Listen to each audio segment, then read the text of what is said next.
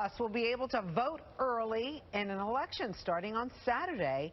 New Yorkers across the state can head to the polls and cast their votes ahead of Election Day. So the new law passed earlier this year was designed to make voting easier. State Senator Michael Gianaris was a big supporter of the law. He is joining us this morning. Great to have you with us. Good morning. Good morning. All right, so how exactly does this work? How many days is it being stretched over to be able to vote? It's going to start this Saturday, so it's 10 days before Election Day, but it's 9 days of voting. So the Monday just before Election Day is not an early voting day, but starting this Saturday through the following Sunday, people can go vote at a specific location. It's going to be different than their normal Election Day location. And so a number of us in the Senate have mailed out to our residents to tell them where their early voting site is. Right. So the place you normally go may not be open early. It probably won't be.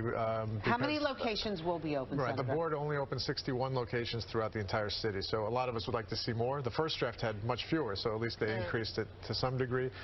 They're telling us this is their first time. They want to do it with a smaller number of sites to get their feet wet, and then next year, of course, is the presidential election. They hopefully will grow the amount of sites. But it has to be a designated other spot, and then on the actual Election Day, can that citizen then go to where they would normally? Yeah, Election Day works just like it always has, so nothing has changed about the Tuesday, November 5th this year. You go to your normal location and you vote like you always have. So, Senator, I mean, the reason why you're doing it is because we have one of the worst voting records in the country.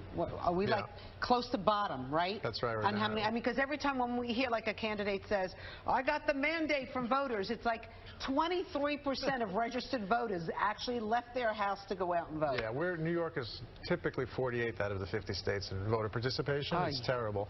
So one of the first things we did when the Democrats took the majority in the Senate is work to loosen up the rules of the democracy so people can vote. Early voting is one of it. We're moving towards same-day registration, voting by mail.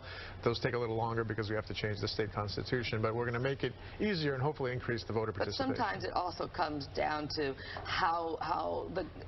if the citizens are galvanized, if they are interested, if they're excited, if they actually have a candidate that they want to back. Yeah, that's true. There's a lot of factors, but when you force everyone to vote on one specific day, someone's out of town, someone's babysitting, someone has to go to the doctor, their work keeps them late, there are practical considerations that keep people from getting to the polls, and by expanding it now to 10 days before Election Day, it's going to give people a lot more options. Weekends now are available for people to go vote, starting with this very weekend on Saturday and throughout the following week. So we're hoping that we'll see, just like other states, we're the 39th state to do this. So a lot of the other states that have higher voter participation rates have already been doing early voting.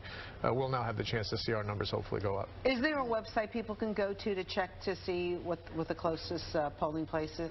Yeah, it will be a assigned site. The Board of Elections website is where they can go. So if they just Google Board of Elections, the New York City Board can tell them exactly where to go. And how do we make sure that there's not going to be any errors on the part of the voting sites that they go to? And that's why the board wanted to do this in a way that was a little smaller in scale this year. And there are important elections. There's some referenda. There's the public advocates race. In Queens, we have a district attorney's race.